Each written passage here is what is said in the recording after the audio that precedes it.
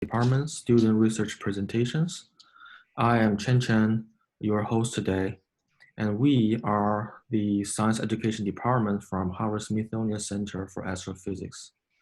So every year we form a policy group that supports graduate students doing research in science education using a wide range of datasets collected by our department. This group is directed by Dr. Phil Sadler and Dr. Gerhard Sonner. We have two student advisors, myself and Dr. Jackie Doyle, who give technical support to students. But this year we have Tommy, Annie, and Sipho. They are master students from Harvard Graduate School of Education, and they have done tremendous work in the past academic year. They will today present this work in this webinar. Please know that this webinar is being recorded and we will share it online. First, just a comment for the logistic. Each presenter will have 15 minutes to present their work, and afterwards, we will have 5 minutes of questions for the presenter. After all four of them finish their presentation, we will have about 20 to 30 minutes for general discussion. Please type your question using the chat function, right? The Q&A function is an option if you want to remain anonymous. So I think the best way to work around it is that I will scan through the questions and ask on your behalf because audience in this webinar format cannot show their faces and speak up in audio, right? So first we have Tommy. Tommy is a master student in the Learning and Teaching program at Harvard Graduate School of Education. He is currently visiting Japan, and he has teaching experience in chemistry, mathematics, environmental science, and psychology, and Japanese writing. Tommy's presentation today is about the effectiveness of single-sex STEM programs. Let me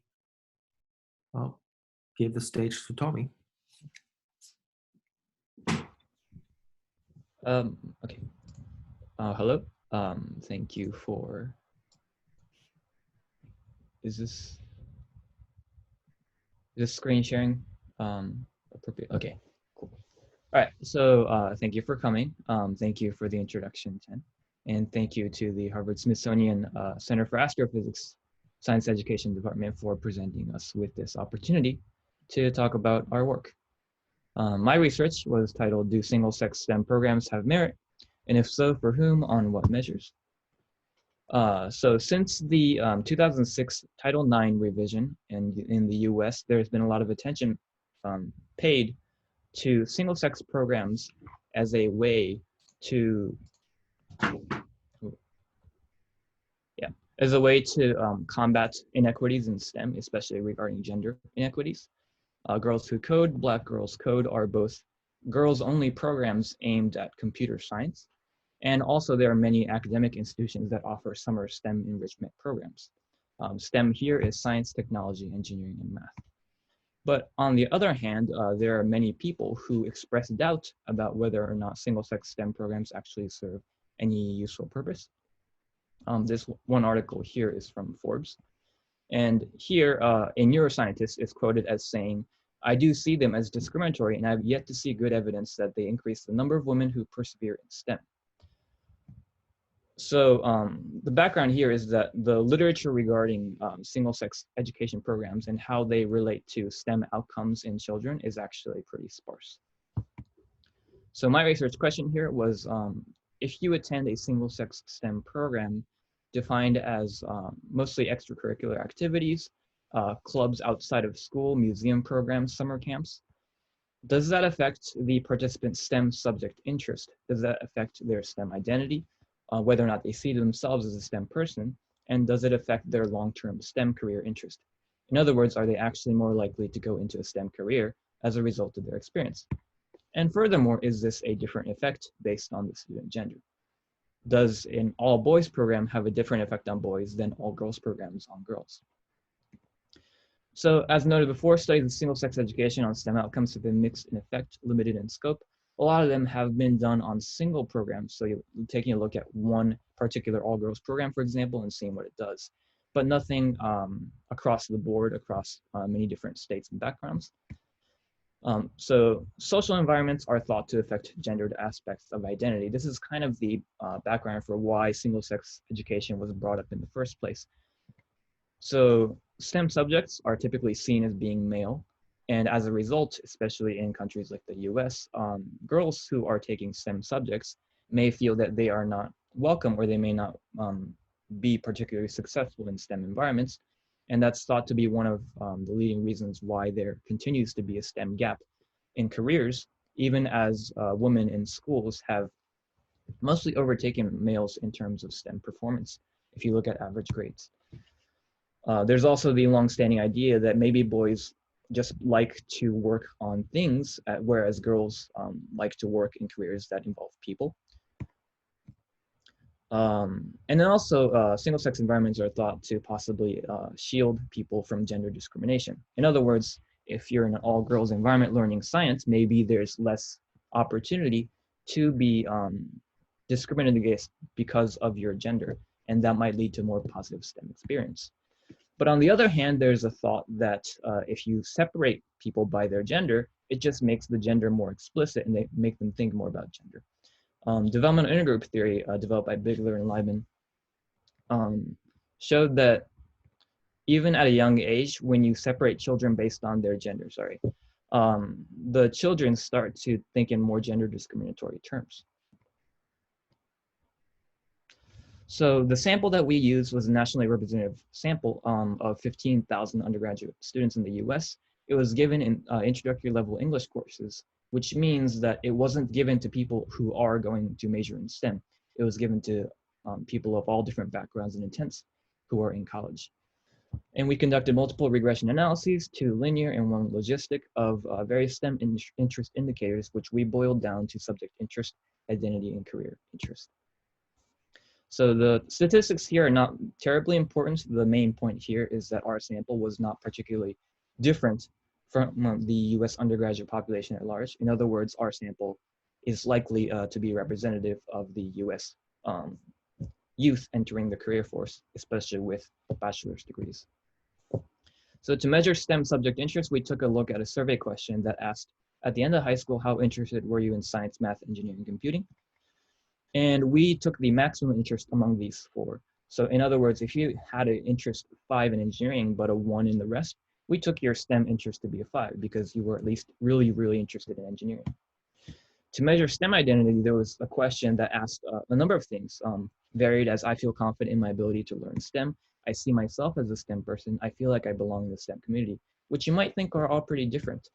But we conducted factor analyses on those 22 sub-items, and we found that basically one factor explained most of the variance. And so we boiled down all those questions into one factor, which we called STEM identity. STEM career intention. There are a bunch of different careers which we asked in the survey whether or not the students intended to pursue them. We particularly looked at these hard science careers, which tend to see a continuing gender gap. And we just took a yes or no. Coding, in which we looked at did they indicate interest in at least one of these. So the models are presented here. There are a lot of numbers. The particular numbers here are probably not very important. I'm going to go into much more substantive interpretation later. But a couple of things I want to point out is the attending a co-ed program or also attending a single gender program, both are significantly different from the baseline, which is attending no STEM program. And then also the effect of gender is important. This is a long-standing thing that is known in the literature, that there is an interest gap, there's an identity gap, there's a career interest gap between boys and girls relating to STEM. And then I also want to point out that our data was coded so that we controlled for their intention at the start of middle school. If we take single gender STEM programs mostly to be impactful and occurring at the middle and high school, we are controlling for whether or not they were interested to begin with. So whatever effects we can see, we can argue that that's a result of them attending these STEM programs. The first two models are multiple linear regression models because the outcomes are continuous. The third one is whether or not they express interest in a STEM career. So that is a logistic model. So here I'm going to present the results. On the y-axis here is STEM interest. On the x-axis here, I'm separating them by what type of STEM program they participated in. On the left, you see did not attend any sort of STEM program, which we can probably take as the baseline. In the middle, we have attended only co-ed STEM programs. So they attended STEM programs, but they never attended any all boys or all girls programs. And on the right, you have we have our group of interest, those who attended single gender STEM programs, at least one. They may have attended co-ed once, but they attended at least one single gender program. And I'm separating these based on boys and girls. And here we see that the baseline is on the left. There's a gender gap in STEM interest. If you attend STEM programs, the interest in STEM goes up, but the gender gap remains. But then you see that if they attend at least one all boys or all girls program, the gender gap in STEM interest actually seems to disappear. In model fitted identity, STEM identity, we have the same thing. On the dots on the right look like they might be separate, but those are statistically insignificantly apart. So we can treat them as one cluster. And so in both of these, you see the same pattern. There's a gender gap if you don't attend any STEM programs. If you attend only co-ed STEM programs, the girls and the boys are both boosted, but the gap remains. But then if you attend at least one all boys or all girls programs, the girls can actually catch up to the boys. Now, this is not the case for the last parameter, which is career intention. Here, on the y-axis is chance of indicating that they want to pursue a STEM career. And we see here that the gender gap is still there. If you attend only co-ed STEM programs, the boys gain a boost in career. The girls do not. But if they attend all boys programs or all girls programs, the boys here seem to not benefit at all in terms of career intent. If they had only attended a co-ed STEM program, they would have gotten a boost in their STEM career interest. If they attend all boys programs, it seems not. The girls, on the other hand, attending only co-ed STEM programs seems to not benefit their career intention at all. But if they attend at least one all-girls program, they seem to surpass the boys in all boys programs and catch up to the co-ed boys. But why would this be? It could be that some of these programs are explicitly geared towards building identity. So all girls programs such as Girls Who Code or Black Girls Code may be more geared towards enhancing and boosting girls' self-esteem and linking that explicitly to, hey, you can do this as a career. You belong in this field. It might be that girls in all girls programs experience a level of psychological safety that they do not in co-ed programs, and that same benefit might not exist for all boys programs. This is from one of my mentors. All boys programs maybe are less effective because the boys are very rowdy and it's harder to get things done. Or it also could be maybe girls in co-ed programs get sick of the boys and avoid STEM careers so that they could avoid working with boys. So if you look at career intent, all girls programs seem to benefit girls in a way that co-ed programs don't. And all boys programs seem to erase the benefit for boys that otherwise would have accrued to them if they had gone to a co-ed STEM program. So a couple of recommendations based on this research. One, all girls programs probably can be justified in their continued existence, contrary to the Forbes article earlier, because they seem to offer a unique benefit for girls who attend them, expanding access to all girls programs for girls. Also, it would be very valuable to do a systematic qualitative study of the program content. In other words, what is making these programs actually that different? And also, we want to take a closer look at what STEM programs are doing to students, and not just in the short term. So if I had only looked at short-term subject interest and short-term STEM identity, I would not have seen this difference or this dilemma that comes up between the two types of programs. it's only because I looked at long-term career interest that the difference in all girls and all boys programs seems to come up. In the end, I would like to thank this research was funded by National Science Foundation. I would like to thank Phil Sadler and Gerhard Sonert, mentors in the POSSE program who provided invaluable assistance in this analysis, and my mentor, postdoc Chen Chen, who helped me through the analysis step by step. So thank you for your attention, and at this point, I will conclude my presentation.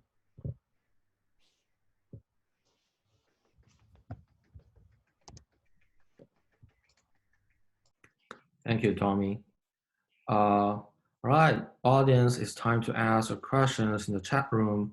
I see Alisa asked that the slides for the graphs went too fast. Can you go back to the 2 slides and maybe review them again? Like, what are the gist?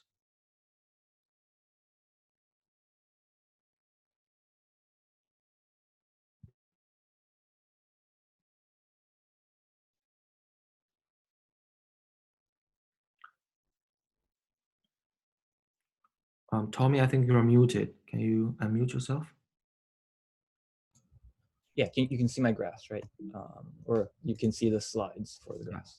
Right. So this is the first graph on model fitted interest in STEM. This is whether or not they like the subject of science, technology, engineering, math. And so the trend is the same as the second one. So I guess I'll just stay on this one. Yeah, again, the left-hand side, you see a persistent gender gap in STEM interest and also identity. In the middle, you see that both groups are boosted upwards, so that like girls who attend co-ed STEM programs do as well as boys who attend no STEM programs in the baseline. But then it's only with the exposure to all girls programs that this gender gap seems to be closed. And then the next one here, it's basically the same pattern. But then this is the weird one, which presents us with our dilemma. Because if you look at, if you were to ask, like, is it better to have co-ed STEM programs or single gender STEM programs? If you could only choose between those 2 options, it seems to be quite a dilemma, because if you do only co-ed programs, then the boys benefit in career intent at the expense of girls. If you only do single gender programs, the girls seem to benefit a lot at the expense, basically, of boys. I cannot see the chat from the screen, but. All right. Another question is, besides the learning interest and identity, do you plan to look at gender difference in terms of learning outcomes? This is a question from Stephanie Douglas. Learning outcomes. Yeah, the one of the reasons why I did not this time is the literature concerning learning outcomes, like explicitly just assessment scores and knowledge. There is a little bit more about it. Where this research fills a gap in the existing literature is there hasn't been a lot of research concerning affective outcomes. And my personal thought was the affective outcomes probably matter more than the simple learning outcomes in terms of whether or not programs make a long-term difference. Because as mentioned in the slide over here, the girls in the middle who attended only co-ed STEM programs, those are the same girls who got a boost in their STEM identity, which, if you recall, it includes questions like, I can do STEM, I feel like I belong in STEM, people see me as a STEM person, I can learn STEM. So all of those confidence-related factors were raised in these girls, and yet these girls are no more likely to pursue STEM careers than girls who attend nothing. So I guess that's kind of my interest. Whether or not I want to look at it going in the future is an open question, because right now I don't quite have a thought of how I would approach that with my current data. Though if there is to be a qualitative, more in-depth study of the program content in single-sex and co-ed programs, then that is something I would definitely want to look at.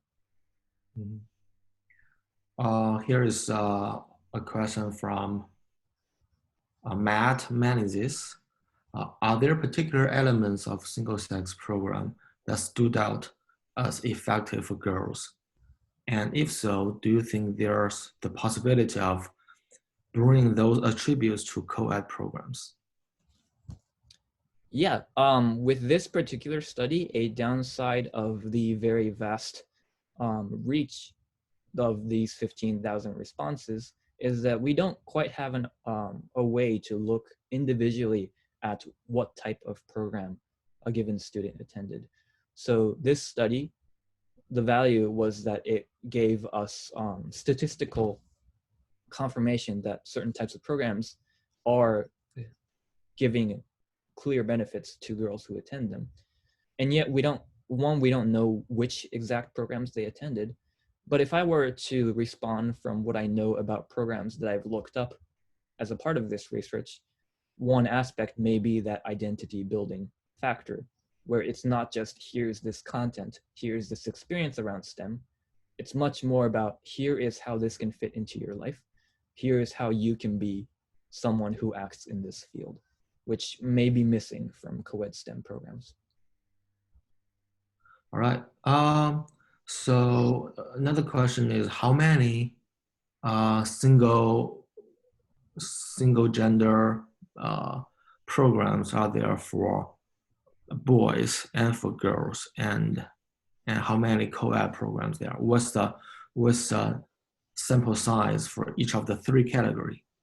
And what did you do to control for the background information that may explain why students go into different programs?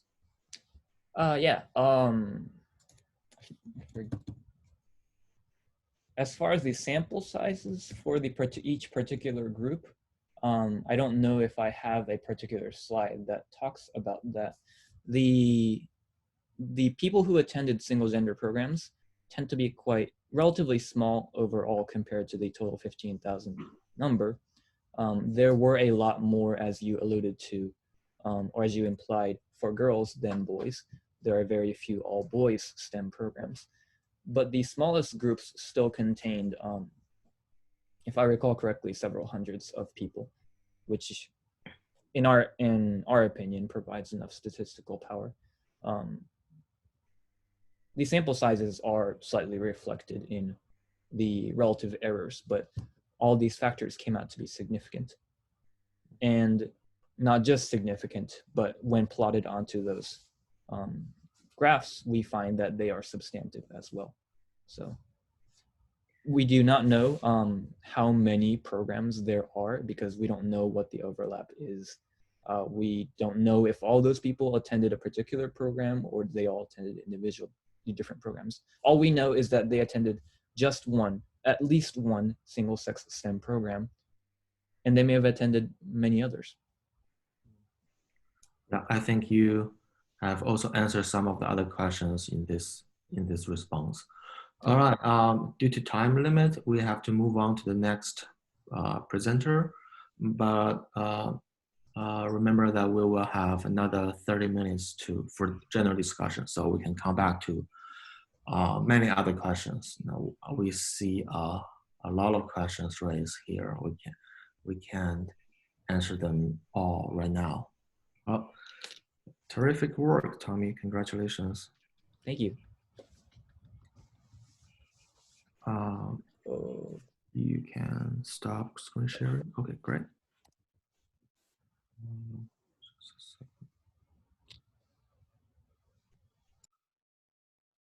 All right, so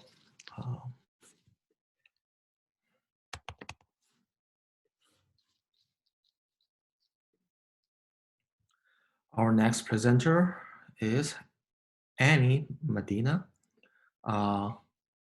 She's going to present on the topic of first-gen Hispanic students and their student and their STEM career choices.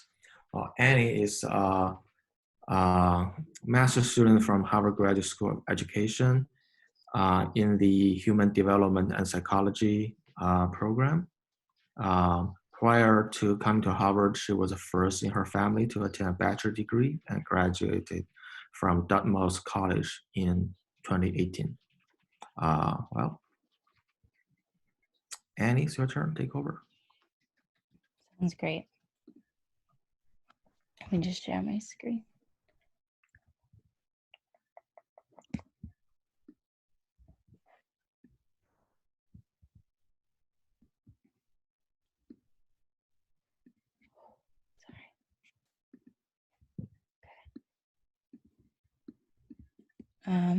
Good morning, everyone.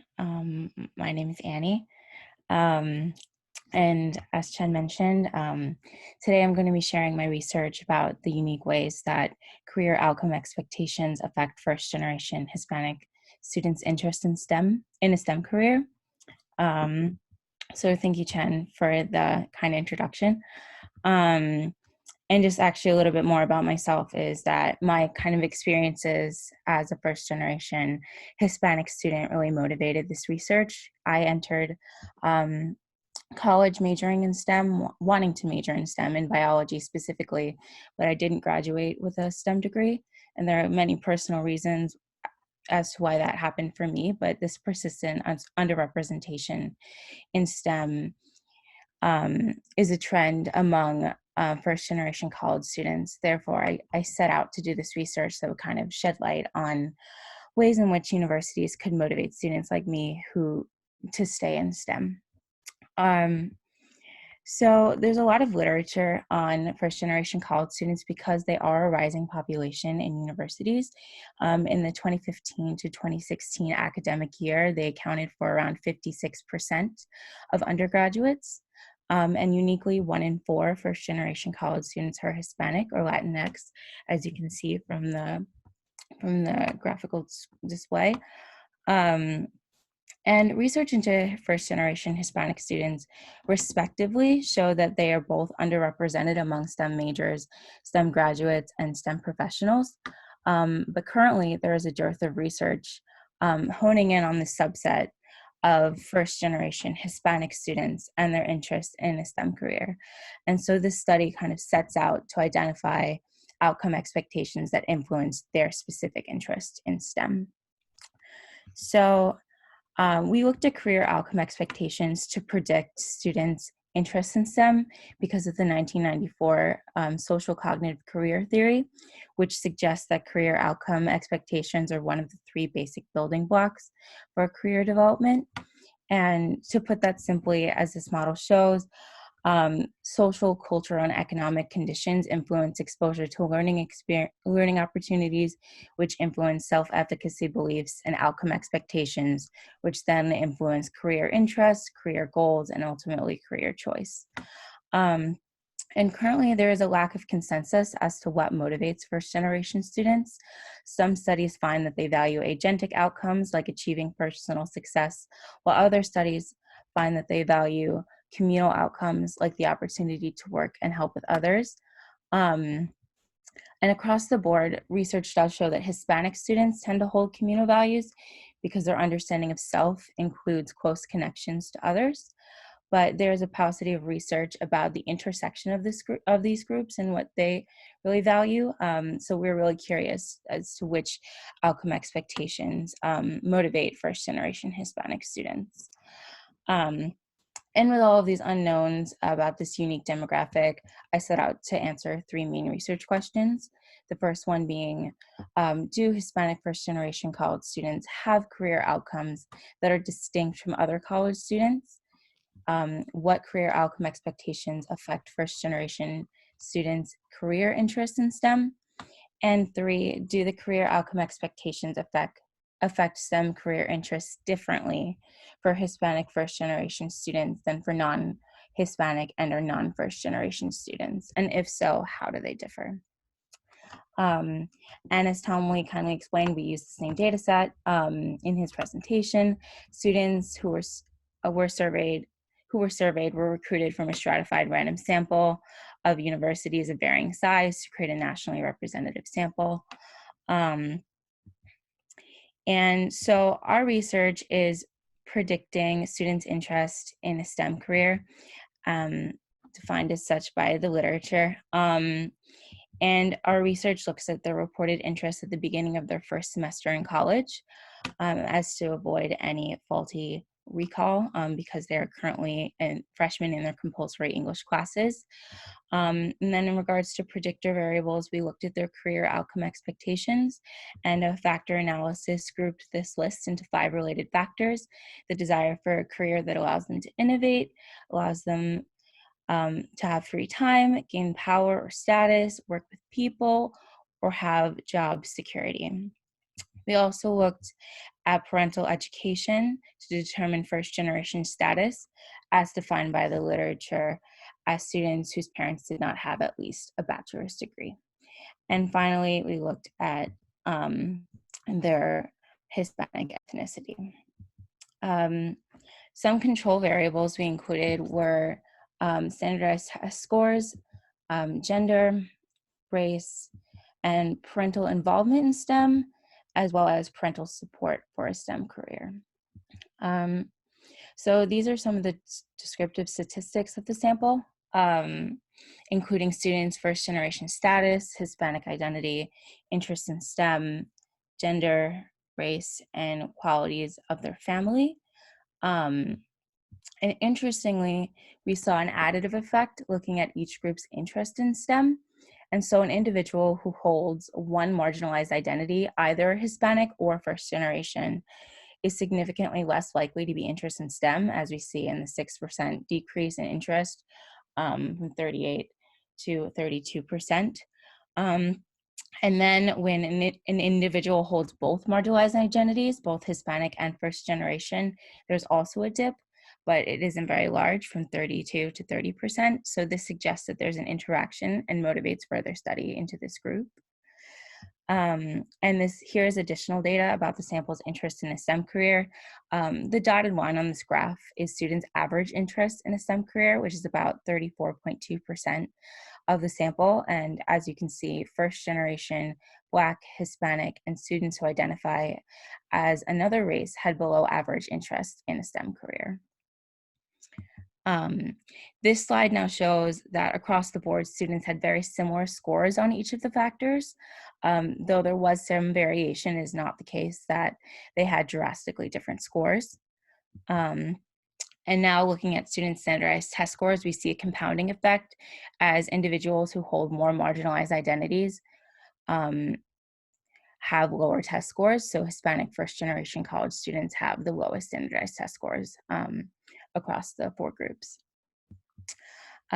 We then built 4 models. Model 1 included only the control variables. Model 2 then added on the predictor variables. Model 3 added a 2-way interaction between first generation status and each factor, as well as Hispanic on each factor. And then our final model then had a 3-way interaction. Likelihood ratio showed that additions to our model increased their efficacy to predict students' interest in a STEM career. So our models revealed that valuing free time and job security were both unassociated with any group's interest in STEM. All interactions were non-significant. But we do see first order effects for the other 3 factors. So gaining power or status was positively associated with interest in STEM for all the groups. The more students value gaining power or status, the more interested they are in pursuing a STEM career. But once again, all interactions were non-significant. But there were interaction effects for valuing opportunities to innovate and opportunities to work with people. These were the only factors that had statistically significant differences for Hispanic first-generation college students. Importantly, these students did not differ in their scores for these factors. Instead, they differ in how these scores influence their interest in a STEM career. So beginning with innovation, in this graph, the x-axis is students' rated importance of innovating in their future career, and the y-axis is students' interest in STEM. So looking closely, we can see that data from Hispanic first-generation college students, as represented by the green line, looks characteristically different from all of the other groups. For all other students, valuing opportunities to innovate makes a STEM career more attractive, but Hispanic first-generation college students, on the other hand, do not seem to be more interested in a career in STEM if they value careers with opportunities to innovate. We can see that because across all levels of importance, they stay consistent in their interests, as seen by the flatness of the green line. And so this is to say their desire to have a career that allows them to innovate does not tend to affect their desire to have a career in STEM. And so now looking at students' desire for a career working with others in this graph, with the x-axis once again is students' rated importance, but this time of working with others in their future career, and the y-axis is students' interest in a STEM career. And looking closely, we once again see that Hispanic first-generation college students' data is characteristically different. Across the board, students who value careers working with others are less interested in a STEM career, but the green line, once again representing Hispanic first-generation college students, is significantly lower and significantly flatter than the others, and this signifies that valuing a career working with others has less of an effect on their desire to pursue a career in STEM in comparison to other students. So to conclude, past research on the effects of career outcome expectations on students' likelihood to be interested in STEM does not seem to translate to first-generation Hispanic students. Their interest in STEM does not seem to be mediated in how much they value agentic goals like innovation or communal goals like working with people. So we found out which outcomes do not influence first-generation college students. And so it seems that we now know less about first-generation Hispanic students and how to motivate their interest in STEM because their outcome expectations cannot be inferred from either their first-generation or Hispanic identity. And so this leaves us with a huge conundrum. So we need to consider new variables that might motivate them to go into STEM so that we can do better targeted research for this unique and underserved group. And we found that two factors do not influence any group of students' interest in a STEM career. Only one factor is a strong motivator to pursue a STEM career across the board, which is gain power and status.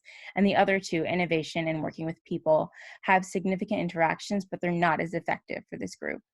So in light of the agentic and communal divide and outcome expectations that the literature really focuses on, like what other measures could we ask about that we haven't included in our survey, and what dimensions could we measure? I'm also interested to see if anyone in the audience sees additional applicable value of this research and how things should really change as a result of this finding. So I just want to thank you all for listening. I also want to thank NSF for giving the Posse grants for this research, as well as the 6 other members of the Posse who have offered unparalleled mentorship during my time here at Harvard, and especially my mentor, Jackie. Thank you so much for listening.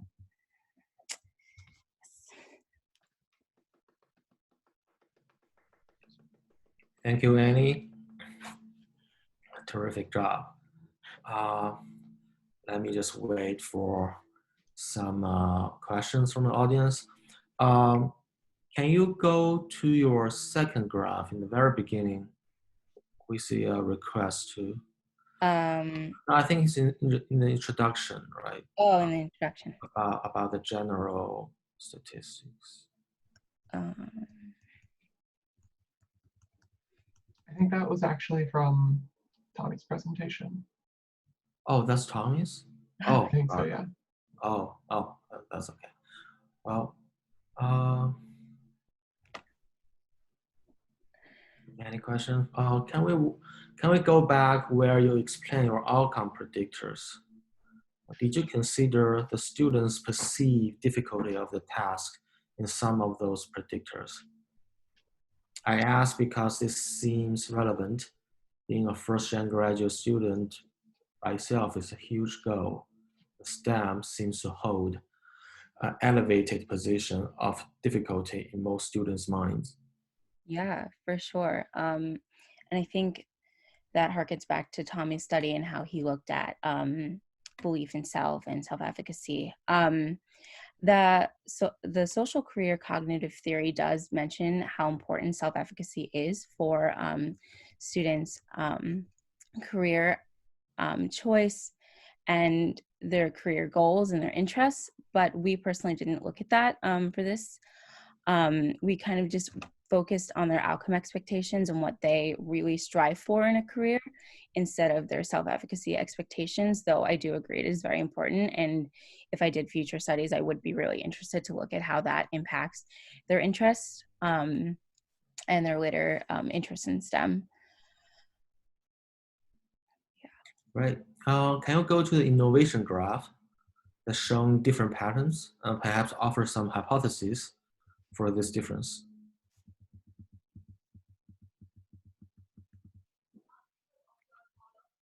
Yeah. Can you repeat the question? Can you offer some hypotheses for this for your finding for this difference for Hispanics? Yeah, no, that is a really great question. I think that in order to really understand this pattern, I think that further qualitative studies, talking to first generation college students would be really helpful. Currently, this is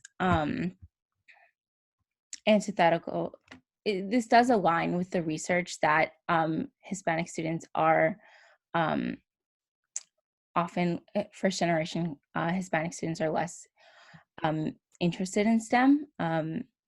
But this consistency across the board is really interesting, and we don't really have any current hypotheses about why this occurred. We just know that it is characteristically different from all the other groups.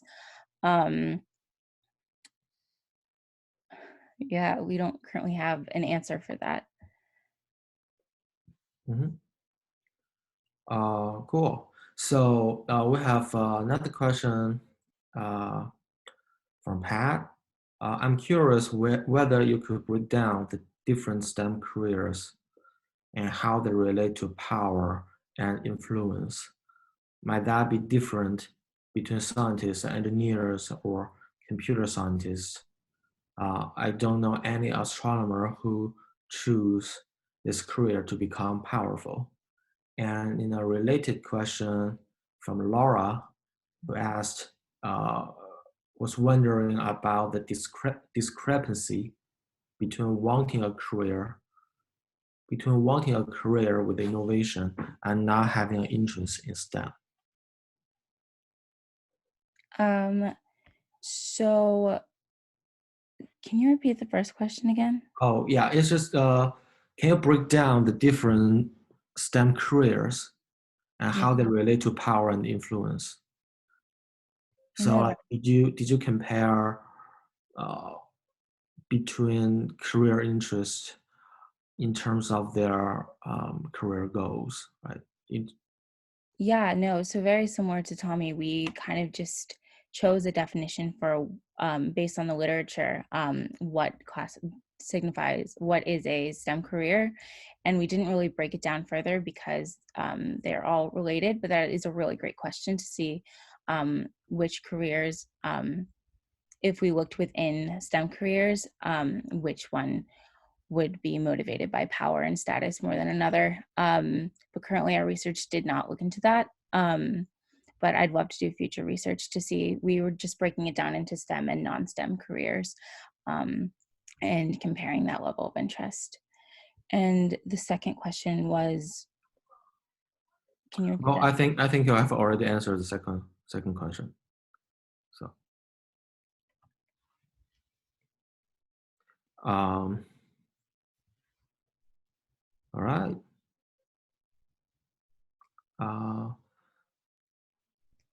I think well, there are some more questions, but we are short in time. We can save some more questions for the general discussion.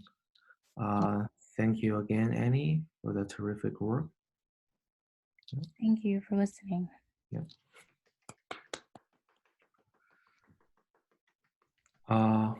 Next presenter is Kargbo. Sipo is currently a master's student from Harvard Graduate School of Education. She's in the Learning and Teaching program. She had biology, science, and secondary education teaching license from Smith College. Before coming to Harvard, she has teaching experience in high schools in Massachusetts and also middle school in Stockholm, Sweden. She's going to present us today the effect of classroom disruption in high school on college calculus success. Sipo, it's your turn.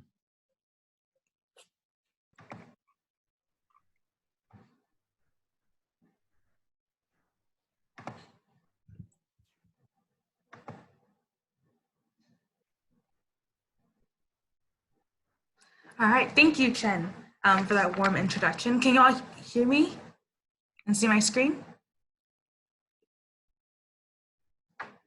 Okay, great. Okay, thank you. So today I'll be talking to you about the effects of classroom disruption in high school mathematics courses on college calculus success.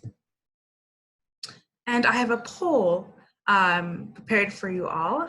So if you see it on your screen, please answer. And so my first question is, who here has experienced classroom disruption at least once a week in high school math classes?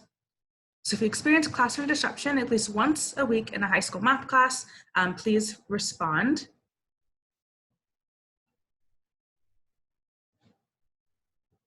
Okay. And then once you fill out the first question, please answer the second question that you should see on your screen.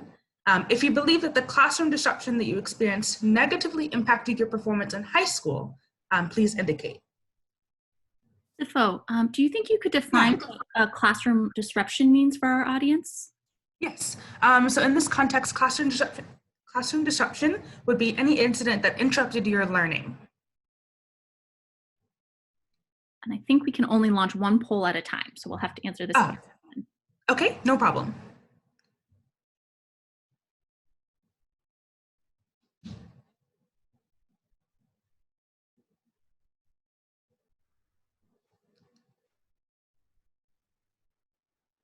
So I think you should probably be on question 1. Who here has experienced classroom disruption at least once a week in a high school math class?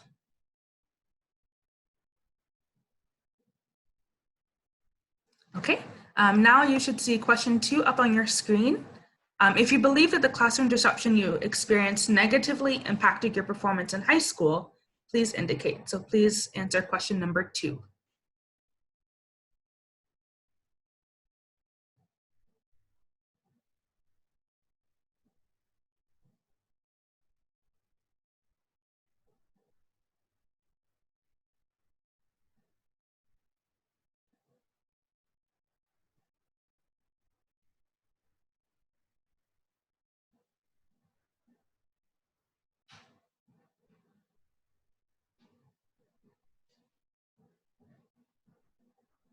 And after responding to question 2, question 3 should appear as well.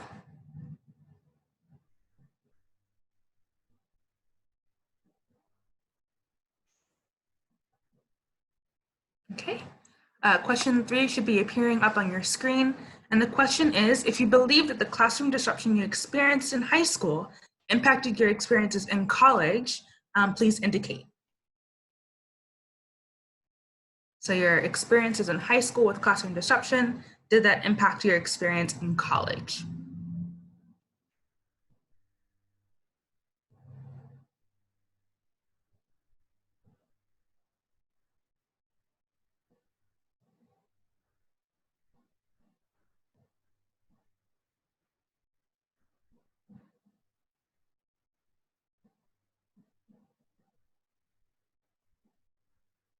Okay, and if you've answered all 3 questions, I think, Eric, if you could display the results, please. Okay, so we see here for question 1, the majority of you have not experienced classroom disruption in a high school math class. Okay, good to know. And then can we see the results for question 2?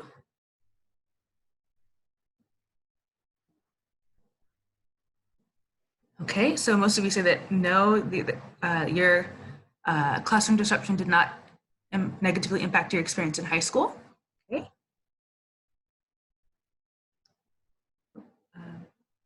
And response to question 3. Okay, so across the board for all 3 questions, the majority of people are saying no, but I'm really curious as to the population who said yes for these 3 questions. And so thank you for participating in the poll. So by answering these 3 questions, you're getting a little bit of a sense of the types of questions that I asked in my research question. And I want you to think back on your own experiences as well as I move through this presentation today. Okay. So to dive into the literature and my research question, my first research question that I aim to address is the experience with classroom disruptions in high school, is the experience with classroom disruptions in high school associated with college calculus final grade, so specifically college calculus final grades. And I hypothesized that classroom disruption in high school is negatively associated with college calculus final grades. And this comes from literature showing that there's a negative association between classroom disruption and high school grades. My second research question is the experience with with disrespect from teachers in high school associated with college calculus final grade. I then hypothesized that disrespect from teachers is negatively associated with college calculus final grades. And this is coming from literature from Wei and others that shows that there's a negative association between disrespect from teachers and high school grades. My third research question is, does the effect of classroom disruption or disrespect from teachers on college calculus final grade vary by student background variables, such as parental education, race, gender, and/or type of high school math class taken? And again, so here I hypothesize that potentially there may be an interaction effect. And this comes from literature showing that there are several home, social, and individual factors that may potentially mitigate the impact of a negative high school environment. So where does my literature fit into the general context? So currently there's lots of literature on the short-term effects of high school classroom disruption and other predictors. But I'm curious as to what's the long-term effect? What is the long-term effect of classroom disruption or other factors that may potentially have an effect on students' college outcomes? So to conduct this study, I used the Factors Influencing College Success in Mathematics, or Fixed Math Survey, which is a nationally representative sample of over 10,000 college students from over 100 universities and colleges in the US. At the time of the study, all the students were enrolled in a college calculus class, and the students were given the survey at the beginning of the semester, and then at the very end of the semester, the professor reported the students' final college calculus grade to the researchers. This was a retrospective study, and the survey asked students to reflect on students' high school experiences with classroom disruption, their disrespect from their teachers, and also their math course history, so AP level math versus non-AP math, and other key demographic information. And then the outcome variable was the college calculus final grade as reported by the lecturer. And so in addition, the experience with the classroom disruption and the disrespect for teacher were factor scores that were used. And so here's an example of the survey questionnaire. And so these were the key definitions that were used that were collapsed to understand classroom disruption. And these 2 questions here were used to understand disrespect from teacher. And so it's students had to rate the frequency of how often these experiences happened in their highest level high school math class.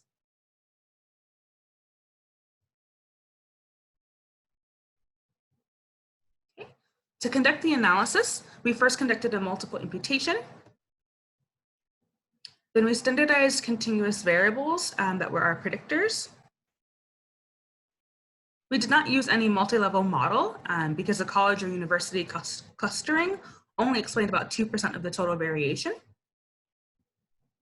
And then we built our regression model with our outcome being college calculus final grade and our key predictors being classroom disruption and disrespect from teacher.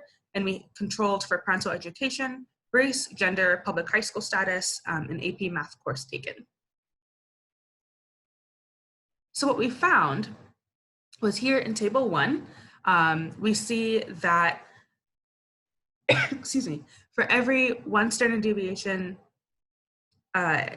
difference in classroom disruption, there is a 0.80 decrease in college calculus final grade, which is statistically significant. But for teacher disrespect, every 1 standard deviation difference was associated with a 0.24 decrease in college calculus final grade, but the result was not statistically significant. So for the rest of the study, I will be focusing, for the rest of the presentation, I'll be mainly focusing on classroom disruption.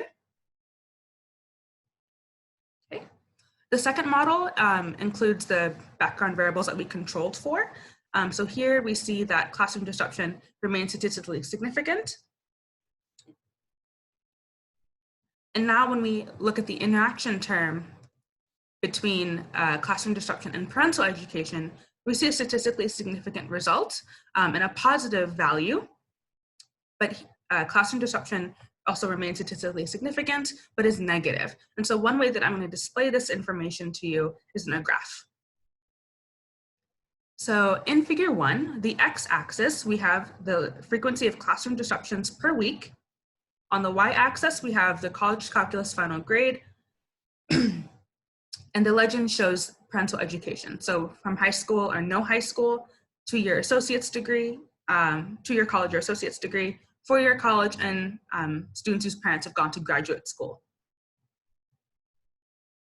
So what we see in this graph is that where there's no or very low levels of classroom disruption per week, the differences between students coming from parents of varying parental education levels is quite small. So clustered relatively around 80 points, which is about a B. So 80 in this case is about a B grade at the end of college. But as the frequency of classroom disruption per week increases, we start to see a gap between students coming from varying levels of parental education. So if we look here at students whose parents have a high school diploma or no high school diploma, we see that on average, students' college calculus final grade is about 6 points lower than their graduate school parent peers. So here in the blue, at the highest levels of classroom disruption, students coming from no high school or no high school have about a 73, 74, which is about a C or C minus level grade. But students, but students coming from families with parents who have graduate school level degree remain around the 80 mark. So they, across the board, no matter what level of, no matter the frequency of classroom disruption, their college calculus grade remains pretty much unharmed. And so the students who end up being most harmed by increased levels of classroom disruption are students coming from families with lower parental education. So if we revisit our research question, the first question was, does the experience of classroom disruption in high school, is that associated with college calculus final grade? And so we do see a negative association based on our data. Potentially this could be because students may not have learned the high school material well enough, and that the frequency of classroom disruption was lowering their motivation to learn in the classroom. And even then being in the classrooms that have higher frequencies of classroom disruption, students may develop poor self-regulatory skills in order to kind of block out the impacts of negative classroom disruption. So one thing we see here is that we have a small effect size, but it is a significant result. This is mainly because we're looking at students who are already in college level calculus. And so if you're from the STEM background, you'll understand that college calculus is very much a gateway course into the rest of the STEM field. And so you need that for taking higher level classes if you want to declare a major or go into a specific subset of STEM. You need college calculus. And so this is just a tip of the iceberg to understand what's happening in this context. And we're seeing a long range effect. And reviewing our second research question, looking at the disrespect from teachers, whether that's associated with college calculus final grade, we do not see association in regards to teacher disrespect. Potentially, it could be that students in college calculus, they may not have carried over the negative perceptions that they may have had in high school, and that even then, if they did experience disrespect from teachers, it did not impede their learning. And reviewing the third research question, looking at the interaction effect between background variables in classroom disruption or teacher disrespect. Here we see that there is an interaction effect between classroom disruption and parental education, as shown by the graph. So this could be potentially due to parents coming from higher education, having the ability to teach the material that students may have missed at home, and students coming from parents who have higher levels of parental education. Their parents can be a role model for self-regulation and understanding kind of the expectations that are supposed to be happening in school. And also parents coming from higher academic backgrounds may earn more money and have a higher SES status to better provide supports for students outside of school.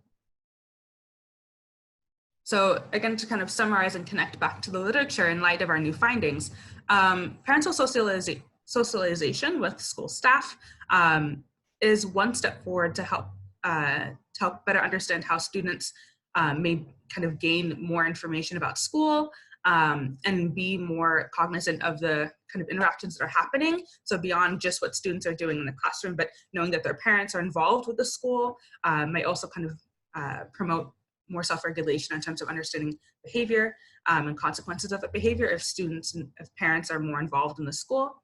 In addition, it's known that parental education is associated with gains and influences in student academic outcomes. This comes from a wide range of literature that shows that parental education is a key predictor in students' academic outcomes. And so in addressing the limitations and implications of this work, one limitation is that we're only looking at students who are taking calculus in college. We're not looking at their other mathematics courses. And we don't fully understand what teachers and students or parents are actually doing on the ground to better understand the line of research. And so looking at the implications for this research in terms of policy, one thing is that even though this research did not address zero tolerance policies, which are school disciplinary policies targeted to mitigate the impacts of classroom disruption, there's been a lot of literature that shows that zero tolerance policies and very severe classroom management policies more disproportionately harm students of color and students from low socioeconomic backgrounds. And so in light of the research that shows that students coming from backgrounds with low parental education and by proxy, therefore low SES, based on the graph that you saw, they're about 6 points lower than their peers whose parents have gone to graduate school. So by looking at zero tolerance policies, not only are we understanding that potentially there's a focus on students who are coming from low SES backgrounds, but also low academic backgrounds as well. So, and another thing to keep note is that this is an issue of social equity. So there is that 6 point difference, and that's quite severe. We're looking at a difference between a B and a C or C minus. And so in terms of applications for scholarships or continuing into other higher level math classes, access to internships, those two grades are quite a drastic difference. And so that means that students who are coming from lower parental education backgrounds are more harmed in that context. And so supports may be needed for them. And looking at research, I would call upon more research to understand the mechanisms and factors of why this is happening. And in terms of higher education, again, we're seeing a small effect, but a significant impact. And so I would encourage higher education institutions to conduct research similar to this at their own institutions to better understand how students coming from lower parental education backgrounds to better support them in their academic success. And then for educators at the secondary level, so high school level, it's important to understand that there is a long-term effect of high school classroom disruption. And so although it's small, it's important to be aware of classroom management practices and to making sure that differentiation in the classroom is carried out properly and carried out in a way that can support all students' learning so that even if there is classroom disruption, students are still being able to learn the material and be able to move forward. So I would like to thank the POSSE Research Group and the Center for Astrophysics and the National Science Foundation for funding this research. I have had an amazing experience this year working with all of my lab mates and professors, so thank you so much. And I welcome all of your questions and to continue this discussion further.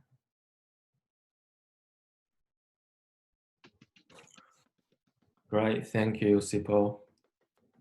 Terrific presentation. We have some questions already. So the first question is it possible that those students who experience most severe classroom disruption didn't even make into college? Yeah, that's a very good point. So we're only looking at the students who persisted to be in college and then also persisted to take a college calculus class and finish the class to have a final grade. So we're only looking at those who persisted so far. We do not yet understand what this looks like for students who didn't go into college and didn't enroll in a college calculus class. So we don't, again, as I said, it's just the tip of the iceberg. We don't yet fully know what the rest of this population looks like and what the challenges they may face. Another question is, can you elaborate a little more on teacher disrespect? How did you measure it? What are the sort of things that students reported? Mm-hmm. So let me share my screen quickly.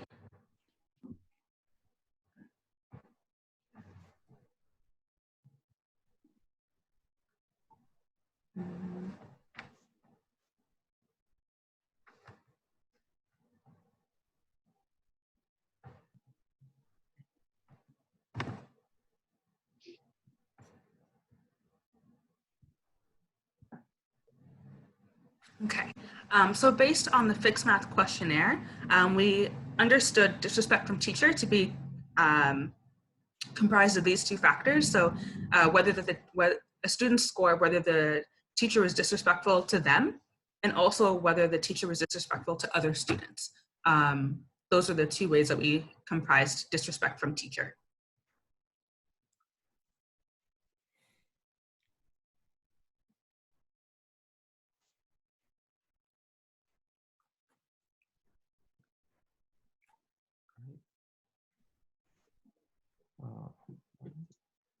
I'm having trouble seeing. Okay.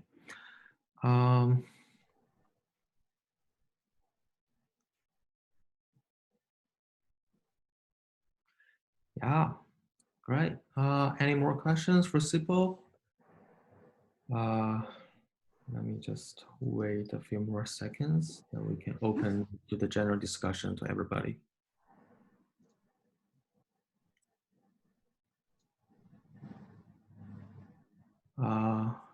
All right. So, okay, now we have about 20 minutes for general discussion. Again, our audience can only type their questions or their comments. And all our presenters can actually see their comments in either the chat room or the Q&A. So if you see any questions addressed to you, and you can just go ahead and respond to them. Yeah, so, or if you can kind of address to some of the general questions you noticed today, and you can give your responses. One thing that, can you hear me? Okay. Yeah. One thing that I see in the chat, someone asked, so I noticed educational background of the parents in my study, but is there anything in regards to gender or race? So in our study, so interestingly, boys performed worse in comparison to girls in terms of their college calculus final grade.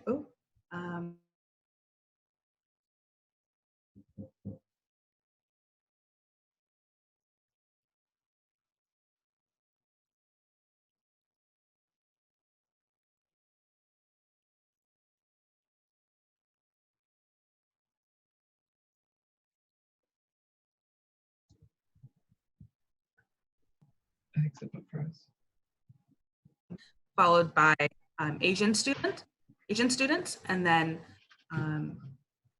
students who are Latinx or Hispanic and African American or other performed worse in comparison to white students. Right. Can you elaborate more on the zero tolerance policy? Mm-hmm. Right, what that means? Yes. So in the U.S., in schools, I think across the country, zero tolerance policies are school policies where classroom disruption can be punished in more severe ways. So, for example, students cannot. It's more than just being sent to the principal's office or kind of being sent to detention. Students can unfortunately also build up a police record, unfortunately. And so zero tolerance policies are associated in the literature with students' initial entrance into the school to prison pipeline system.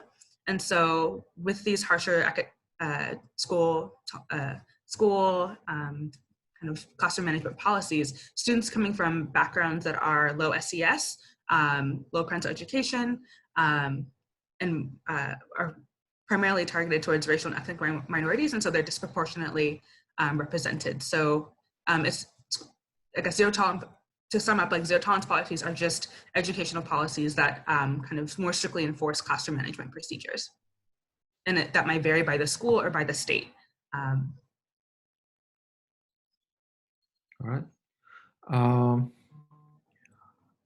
There's a question from Phil. I wonder if there will be any benefit from Sipho looking at first gen versus continued gen, like Annie did, instead of looking at many categories of parent education. Yeah, that's something that's really interesting that I would like to develop further, especially kind of seeing Annie's research over the course of the year. I'm kind of seeing areas of slight overlap or interest that are similar. So it would be good to know what do the first generation college students look like in our study in a bit more detail.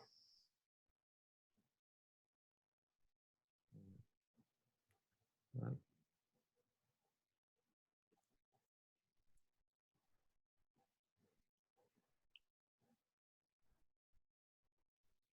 Okay, great. Let's just wait for some more comments, questions.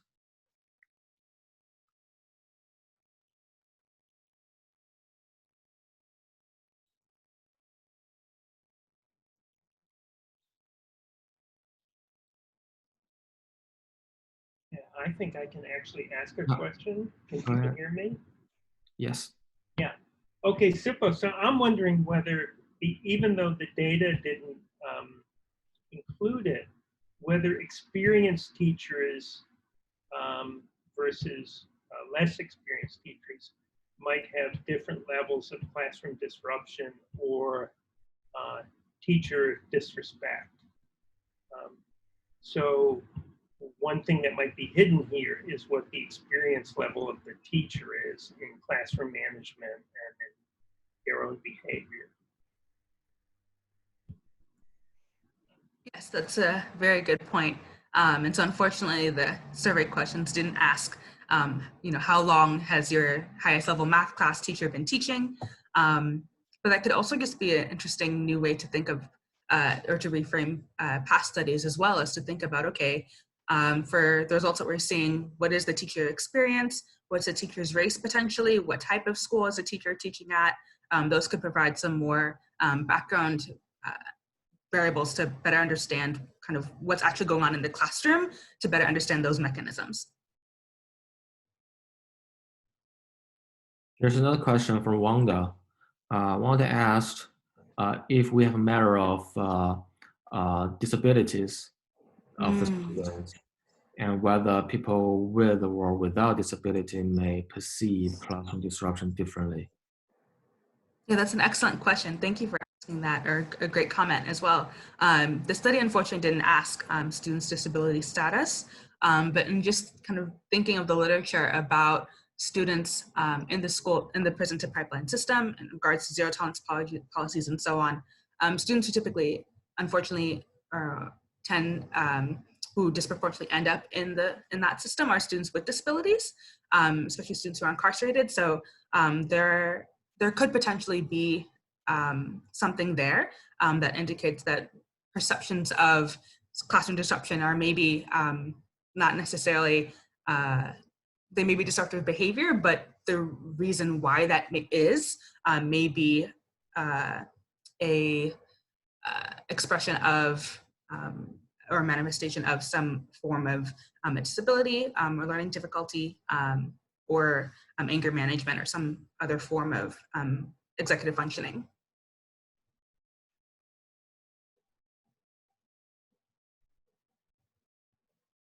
Oh, sorry, Chen, you're muted, I think.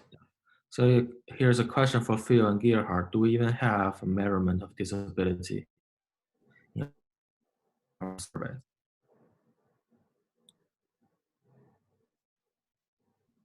No, unfortunately, we don't.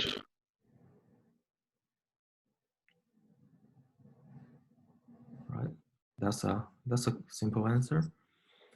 I did some work on not quite the huge national ones. It was like a targeted for institution, but it still had thousands of students from engineering that did have a disability question in it. And interesting, like a lot of the measures that we were looking at didn't actually differ tremendously based on whether or not they reported having a disability, but we didn't go super in depth of the 6 different kinds that we asked about, whether there were differences within those. So some data exists, but it hasn't been like dug into as deeply as stuff on race and gender.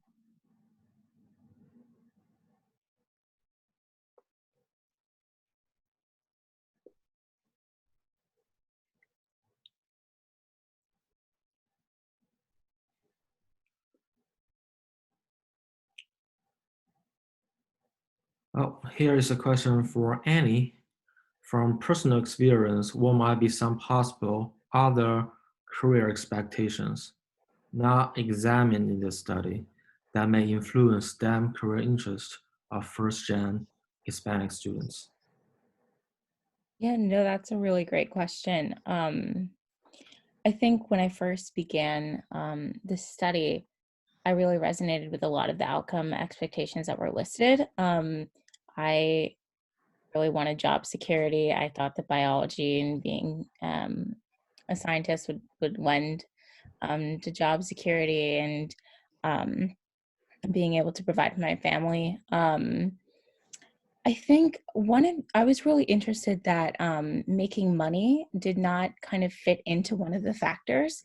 So potentially, since a lot of first generation college students come from low income backgrounds, I think that was also like a big motivator for me. So it would be really interesting to also look at making money that, as we saw, did not fit into one of the 5 factors. We kind of gaining power and status is kind of explains that same wanting to have influence and have status and have money, but it's not the same. So it would be really interesting to look into that as well.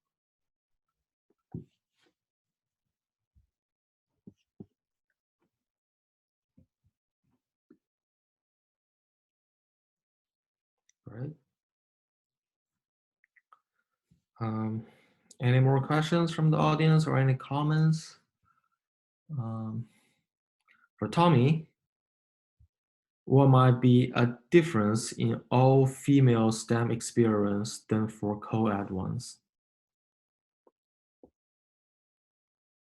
Well, I have a disadvantage in answering that question because I cannot answer from personal experience for either of those. So most of what I can offer is going to be secondhand, what I've heard secondhand, and also from, at least for co-ed, what I've seen in my personal experience teaching various STEM subjects. One of the things that has popped up repeatedly in the literature, which I tend to agree with, is if boys and girls are coming in with a baseline slight difference in affinity towards STEM, then regardless of their actual ability, if they engage, it's likely that at least in the beginning that the boys may just do better than the girls for a while because they have been in other environments in which they've done better. And so even if, for example, the girls may do better if they have a good educational experience, that might prove to be a gender gap in the beginning. And then it's kind of it's a negative cycle, because when you're in a co-ed environment, the boys initially, when they're ahead on it and a little bit in the beginning, the girls see that and say, oh, if I look around, all the people who are doing well in science are boys. Maybe this is not meant for me, which I've seen in many environments in where there are more boys than girls. And so like with that, even statistically, even if they were equal, it's likely that the highest performers might be boys. And even more so if the boys and girls come from an environment in which there isn't that level of support for nurturing STEM abilities in girls. And so that role model effect in an all girls environment, naturally the highest performers are all girls. And so if the girls highly identify with their gender or members of their own gender, then same gender environments might make it easier for those girls to see themselves in high achieving role models.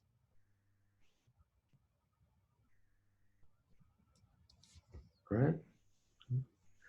So I want to invite each of the three presenters to use a one-word summary to summarize a take-home message from your work. So one sentence. Oh, I guess it'd be me first. Single-sex STEM programs, at least, well, especially for girls, should probably continue to exist.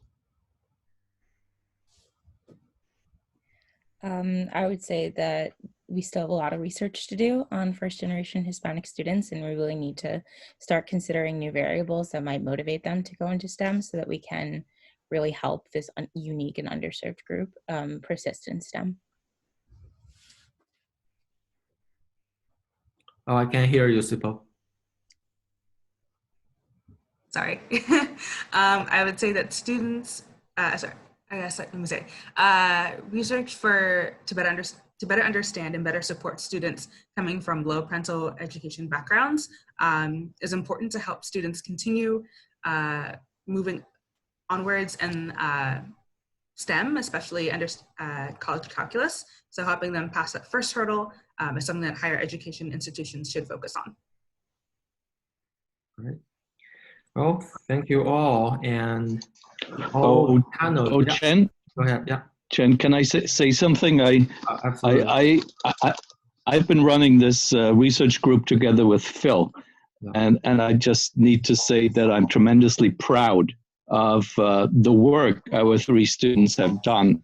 It's very rewarding to see students to make these great strides in learning the craft of doing science education research and writing a peer-reviewed research paper. So that's very rewarding, and I think we should thank you and Jackie Doyle our two postdocs who have really made a difference in that process.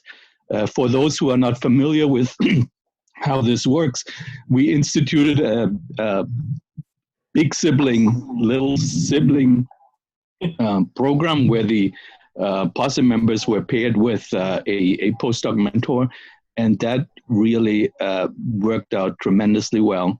And you've all seen the result of this. So thank you very much. Yeah, and I can also say this is the best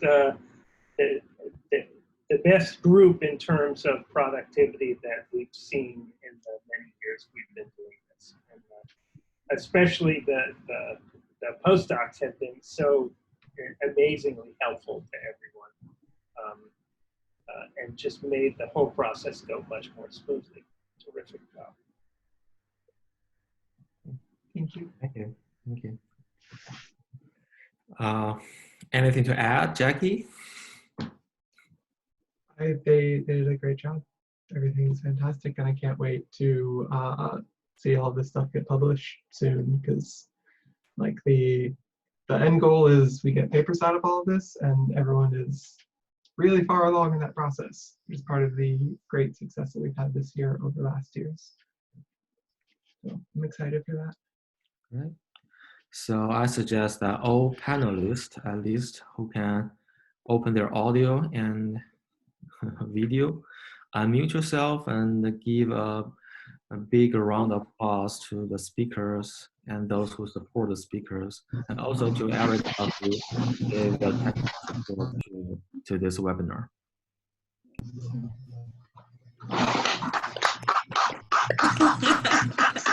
Yay. And thank you for all the attendees and your encouragement. And we will upload this recording somewhere. I don't know when, but we will let you know when it's uploaded. It'll be on our SED YouTube channel. And I think I'll be able to send a link out to everybody that registered as well. Great. All right. Thank you, everybody. Have a good day. Thank you. Tommy, have a good night. Bye-bye. Okay. Thank you. Thank you.